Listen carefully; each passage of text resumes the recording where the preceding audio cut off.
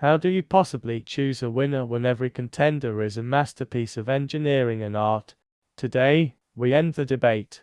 I have been behind the wheel of machines that defy imagination and bank accounts. It's a privilege that comes with a unique dilemma. When every marque shouts from the rooftops that their creation is the pinnacle, Ferrari with its racing soul, Bugatti with its untouchable luxury, newcomers with audacious innovation, how do you find truth? You put them to the ultimate test.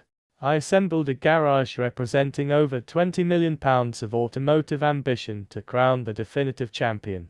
One of these is so exclusive, its very existence is a secret to all but the most devoted.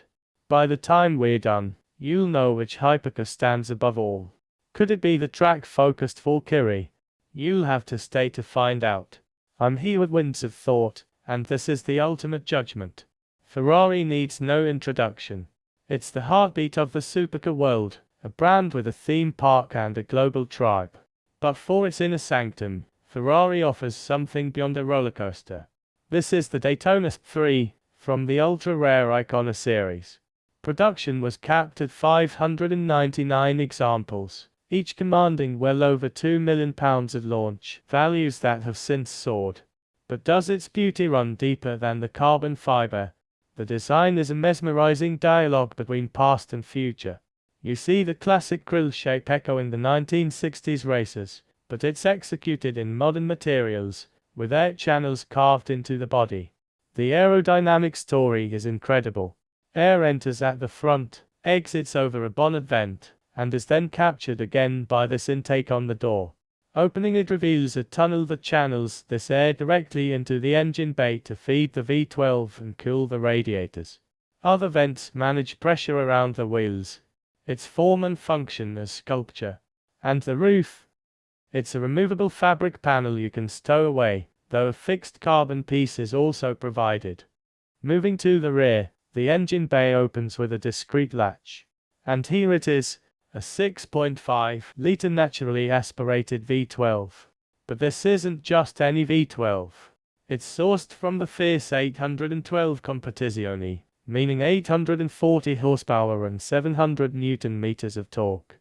In the 3, it's been turned around to sit midship, requiring re-engineered manifolds. It's paired with a 7-speed dual-clutch gearbox driving the rear wheels. A pure, intoxicating recipe.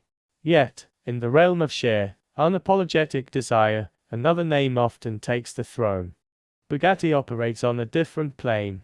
Their entry point is the Chiron and its mind-bending W16 engine, a model limited to 500 units. But as a final celebration of the colossal power plant, they created the Mistral. For my money, it's the most beautiful Bugatti ever penned. But its true magic is something else.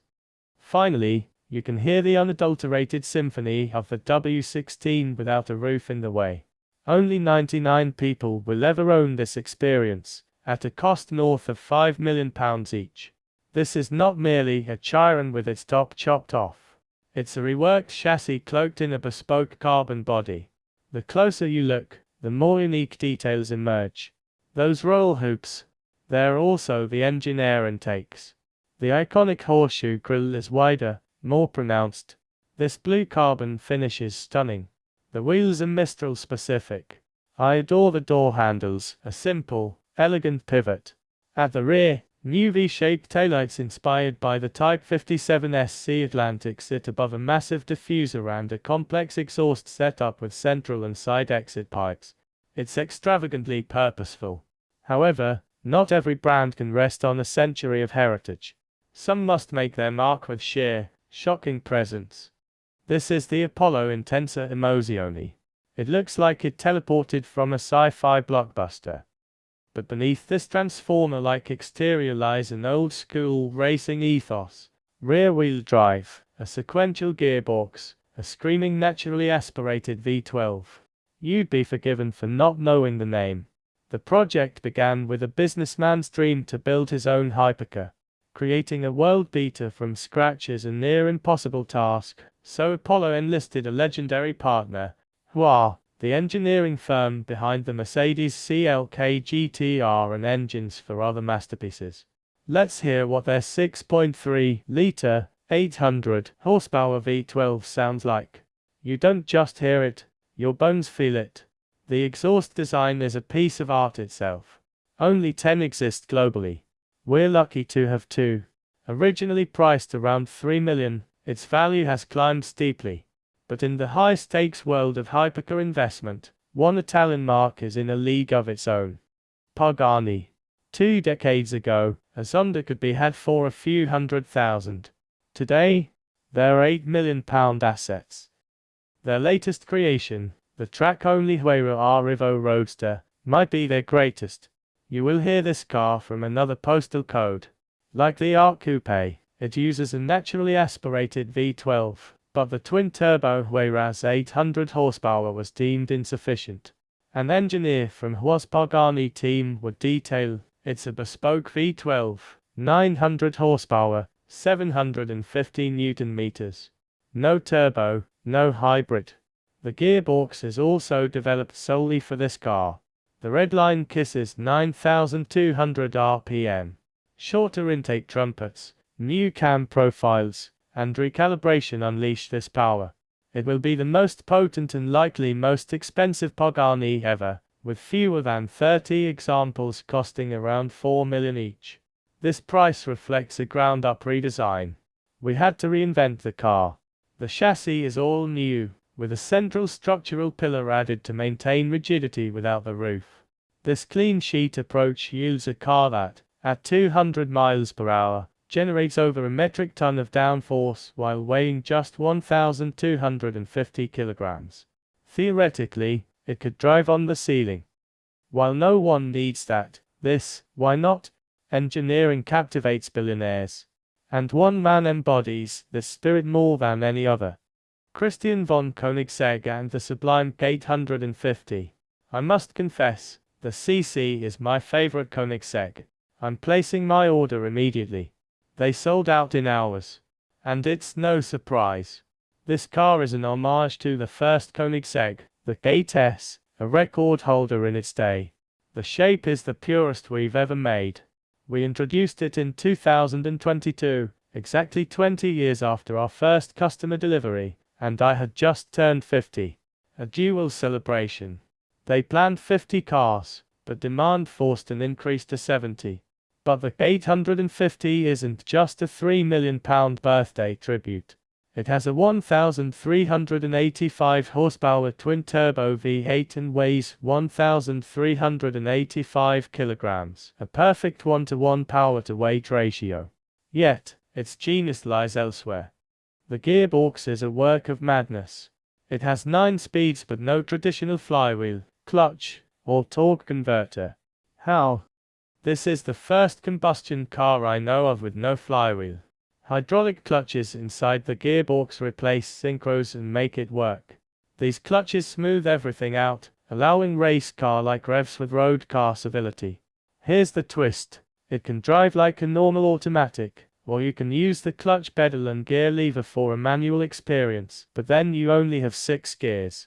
There are 7 clutches total, 1 for reverse, 6 for gears. Special hydraulics on the gear lever replicate the exact feel of a manual, adjusting resistance based on revs, speed, and temperature. It's not a simulation. You're feeling real forces from the gearbox. This can lead to very human moments. You can stall it.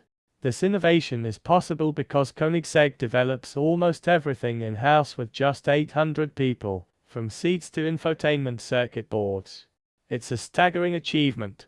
Yet, for outright opulence, Bugatti retains an edge, thanks to a famously demanding former Volkswagen boss who insisted the Vroom be a 250 miles per hour luxury cruiser.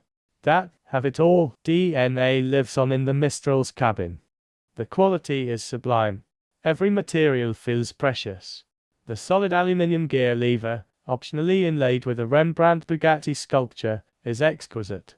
You get physical climate controls, an analog speedometer flanked by a digital display. Mistral logos are embroidered on the seats and sills, with intricate leather stitching throughout.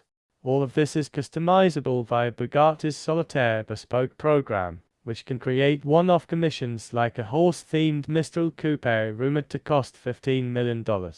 But for a cockpit that feels truly otherworldly, the Apollo IE is in a class of its own. You don't so much sit in it as wear it. The posture is pure Formula One. Entering is a ritual. The steering wheel detaches. You slide down into the seat, which is fixed to the monocoque. The headrests a minute. The air conditioning vents are overhead like in a plane. Switches are pulled from a race car. The digital display is crystal clear yet futuristic. It feels incredibly special, born from one individual's dream. The only drawback: the roof is fixed. The Koenigsegg has a Targa roof stored in the frunk. The Bugatti's roof is more of a temporary cover. The Ferrari's fabric roof rolls up neatly. But if you want the ultimate open-air experience with no compromises, the Pagani Arrivo Roadster offers nothing between you and its V12 scream. This cabin is fully race spec, even for your homologated, yet draped in gorgeous Alcantara. The sound is physical. Racing series have noise limits around 100 decibels. This car hits 140, as loud as a jet taking off. Before driving it, I had to pass Pagani's simulator training. It did not go smoothly. "You destroyed the car," the instructor would say after a virtual crash. $1 million in damage. Thankfully, real life was kinder. Bugatti, meanwhile, prepares owners with a more personal touch. An official Bugatti pilot. The average owner already has 83 cars, so learning to handle 1,600 horsepower and torque is wise, especially on a wet day. My pilot, Bruno, wasn't gentle. "Did you hear the sequential turbos kick in?" he'd ask as we launched. The sensation of the W16 inhaling 70,000 liters of air per minute at full chat is unforgettable. Bugatti claims a 0 to 60 miles per hour time of 2.4 seconds. In the dry, I believe it. The similar Chiron Super Sport I-Time did it in 2.3. The secret is all-wheel drive, a hypercar rarity that grants all-weather confidence. The Ferrari, with its 2.9-second claim and rear-wheel drive, wouldn't stand a chance in the wet. But on a dry road, its 9,000 V12 is a musical instrument. Every gearshift is a crisp, mechanical snap. It makes a motorway cruise an event. However, for a dose of raw, unfiltered chaos, the Apollo awaited. I was nervous. Then the owner added, "The clutch bite point is very high. Like a Carrera GT. The pressure was on." "What are the odds I stall it?" "We'll make fun of you," he grinned. It worked. The driving position is intense, the lateral grip immense. The exhaust barks on overrun. It's a racing car for the road. But for the full, no-holds-barred track experience, you need the Pagani Arrivo Roadster on a circuit like Belgium's daunting Spa-Francorchamps. Nervousness returned. In the passenger seat, the instructor was calm. "Follow the line. Gently. Now power." The car's stability is supernatural. The steering response is telepathic. Braking, turning, accelerating, it's an overwhelming symphony of force and feedback.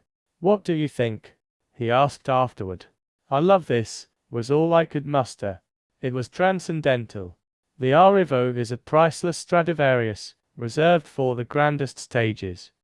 I sought the hypercar equivalent of a '59 Les Paul. Priceless, rare, but ready to play anything, anywhere. The Koenigsegg 850, with its dual personality gearbox, delivers exactly that. Now, it was my turn to drive it. It might be rough. It might stall, Christian warned. That's the point, it's real. The clutch take-up was indeed authentic. In manual mode, the involvement is total. You can even try to force a money shift, but the car's electronics will protect the engine. In automatic mode, the shifts are lightning fast. A drag race between the two modes proved auto is significantly quicker. "So you have two cars in one," Christian summed up. "Or four, considering the convertible top." So, after this odyssey, which hypercar claims the crown, the Bugatti Mistral is the most luxurious roofless wonder ever built. The Ferrari Daytona 3 is the perfect modern homage to a glorious racing past. The Apollo IE is the most extreme machine you can, theoretically, drive on public roads. The Pagani Huayra R-Evo Roadster is a track day instrument of exquisite violence. But the Koenigsegg 850 is a Swiss Army knife of genius. It blends rarity, luxury, ferocious performance, and groundbreaking engineering in a stunning package. Its split identity lets you choose between Grand Touring involving manual sports car at will. It reignites the wonder that defines the word hypercar. For me, it stands as one of the greatest driving experiences imaginable. If this journey into automotive zeniths captivated you, show your support. Please give this video a like and subscribe to Winds of Thought for more explorations at the limits of engineering and design. The search for the ultimate never ends.